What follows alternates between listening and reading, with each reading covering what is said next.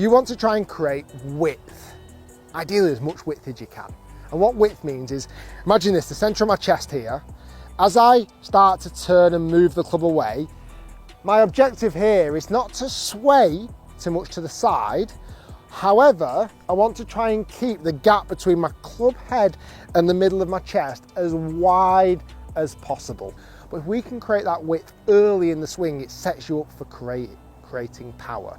Now, if I was hitting, let's say, an iron shot or a wedge shot, you'd probably see a little bit more of a takeaway where the wrist would hinge a little bit more, my arms maybe a little bit closer to my body, and you can see there, the gap between my head and my chest is not as big.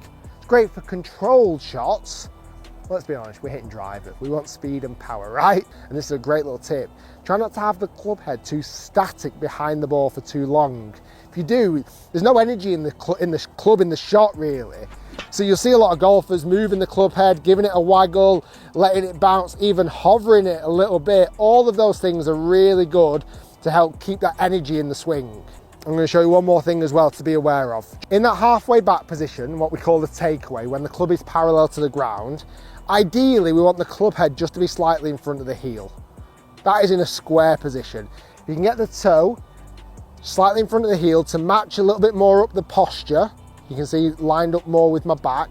That's the perfect takeaway face. Notice how he is turning his hips, turning his shoulders, creating as much width as possible, and most importantly, all without swaying.